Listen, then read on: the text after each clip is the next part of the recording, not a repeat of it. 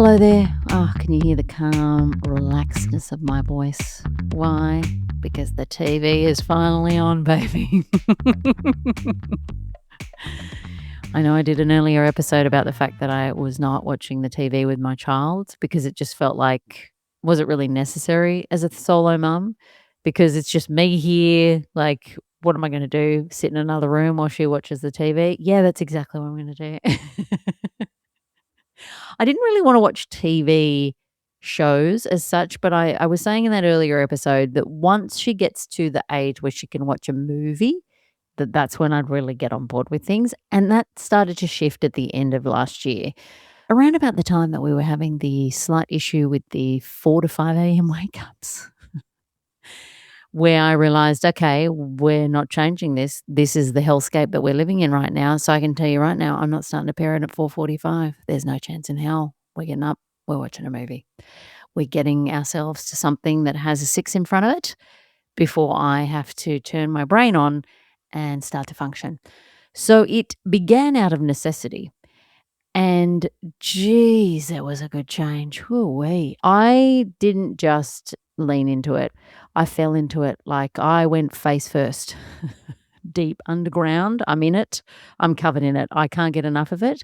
We now, across the Christmas holidays, we watched a movie every single day that we were together. Every single morning. We wake up in the morning, up we get. And the great thing is that she kind of just, I don't know, she clicked over into having, like, a much longer attention span at the end of last year, and so an hour and a half, an hour and 45 minutes, like, absolutely no dramas. She sits there engaged the whole time, she's happy. It's so nice for us, and I'm so glad that the utter effing exhaustion and desperation of the 4 something wake-ups pushed us into this zone because it's been one of the nicest transitions that we've had so far. I also don't feel any guilt for it. Not that I think you should feel guilty about putting the TV on. I don't say that by any means, you just do whatever you need to do. But I guess a better way to put it is that I feel at the end of a movie like that's been quite good for her. And I don't know if I sat down and I did 2 hours or an hour and a half of Wiggles, I'd be like, "Oh, that was really good." I would be like, "I put on an hour and a half of Wiggles because I needed an effing break."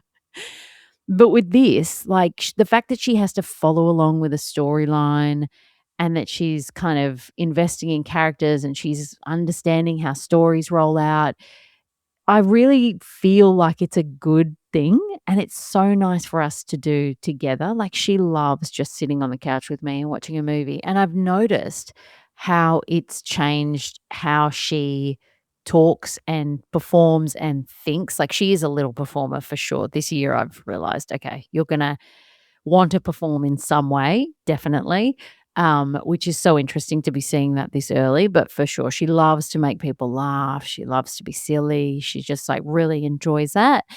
But it's interesting how her imagination and the stories that she tells me are often like a mixture of a storyline from a movie she's watched, but then also something like from real life a bit, so she's kind of mashing them together, and that's so cool. Like, it's actually been really cool to see her kinda try and make up her own stories in her mind, which is really awesome.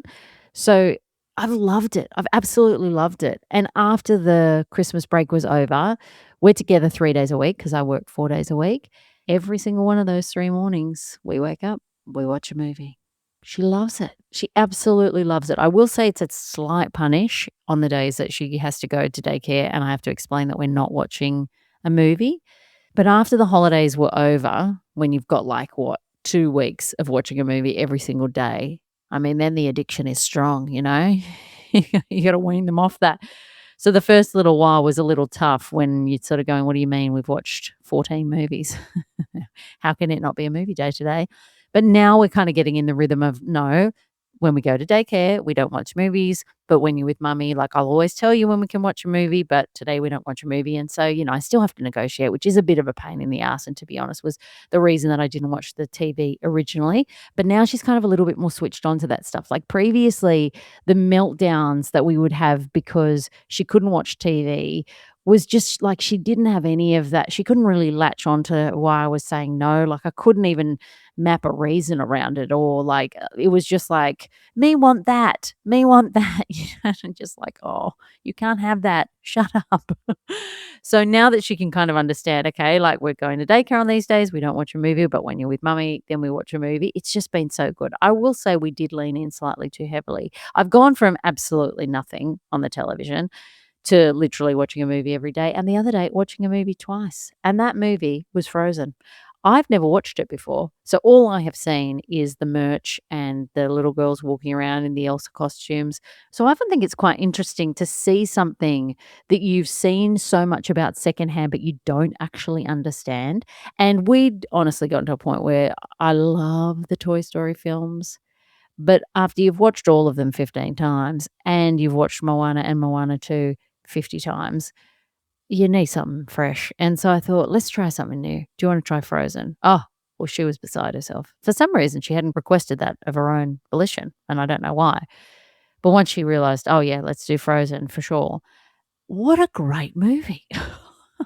I absolutely loved it. But I will say, we watched it that morning, and then we went and did some bits and bobs, and then we came home for a nap, and then it was the afternoon, and we were going to go for a swim, but it was pretty hot outside and pretty sunny. And I thought, it's 2 o'clock. We don't want to go out into the sun until definitely after 3, I think. Why don't we just watch another movie? So we watched 2 movies in a day. I thought, I mean, I have really changed my tune. And that was Frozen twice. But some of the observations, when you've seen something secondhand and you see all the merch, like I can't believe that everybody walks around dressed as Elsa. Like, why is she the one getting all the merch? She's literally like, we've all known one of these people, one of these people that can't control their emotions and end up ruining the lives of everybody else. And then they're like, you know what, I'll just distance myself. And it's like, distance is still having an impact. We're still living in winter over here. Like, you're still hurting us all. What you're going to actually need to do is go to therapy and deal with this stuff. And then also work out that you isolating yourself is still hurting the people that you say that you love. So get that under control. Could you? You ever had somebody like that in your life? It's annoying. And she's the one with all the merch. Meanwhile, poor Anna, who's like desperately optimistic, knocking on the door of her bedroom every day saying, I know that you've like shunned me for every day that I've come here for the last 15 years of my life, but do you want to build a snowman? Like, how are we not celebrating that kind of just, I'm going to suck it up. I'm going to give it another try. I'm going to keep giving it my all. Then she walks out into the world with the utmost optimism, thinking this is going to be absolutely fantastic. She runs into a bloke that we have all seen. We have all seen and experienced. The guy who we do not realize is a walking red flag because they give us the full boyfriend experience. They paint the picture. They're like, this is what I want. Oh, here's what I see for us. And the only reason that we are at the end of that journey is because they dragged us the entire way there. And then we go to take the final step and poof, they're gone. Or, oh, sorry, you totally misread the signals. Why are you being so clingy? And like, I'm not sure why you think this is this. Like, we have all been there. Not only that, she gets shot in the heart with the ice. She's also like a poster child for those of us who have gray hair issues. Like, she is the person that should be celebrated in this film. And I had never heard her name. Never heard her name. Heard Elsa plenty of times. Seen plenty of people rolling around as Elsa in her heels. And can I say something controversial? When Anna goes up to that ice palace for the first time and Elsa steps out of the bedroom and Anna says, Elsa, you look different. Those of you who would be a fan of the Simpsons series would know there is a particular line that Marge says when Homer brings home a makeup gun. And that is what I was thinking. But no, she gets all the merch, not the one down there with the frozen heart, going to turn to ice, still puts her body in front of her sister to try and save her because she's being emotionally drained by this person who has no interest in self-reflection. Like, it is truly my life flashing before my eyes. And I'm like, what am I seeing here? What is going on here? How is Elsa the hero of this story? This is ridiculous.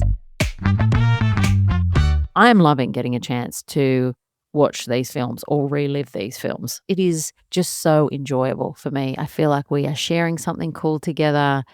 We're spending quality time. I feel like the reason that we got into this was, like, so crap because I was just exhausted and over it and going through a really crappy hard phase, and I was like, "This is just gonna help ease some of the pain," and now it's turned into a really lovely, like, 3-time-a-week ritual.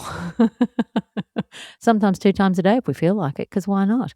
If you've got any recommendations for any great movies, I would love to hear them. Oh, another one we've watched, which I loved, is Coco. That's gotta be my favorite, and thank goodness she loved it. I just think that was so visually amazing. We've also watched Encanto, great movie, but a lot of holes in the storyline, you know? The magic candle, the house just pops out of nowhere, we're fixing the magic with a hug. Anyway, I don't mind suspending disbelief, but you want it to be slightly believable, you know? Anyway, great film still, great music, love it, and she loves that too. So if you have any good movie recommendations, please send them through because I feel like there's some that Olivia's tried and it's like, nah, not into it. She wasn't into Monsters Inc., wasn't into Finding Nemo, but I'm so keen to kind of open the eyes to any more and any ones that I will enjoy too, you know, because I'm participating too here. I'm sitting on the couch enjoying my quality time, but I would love to know if you have any recommendations. And also if you think the same thing about that bloody Frozen film and Elsa. I mean, really, that's really ground my gears, you know? I was just like, poor Anna. Anyway, amazing what you find out when you actually watch something that's been a cultural phenomenon for about however many years. All right, I'll see you next week. Thanks for listening.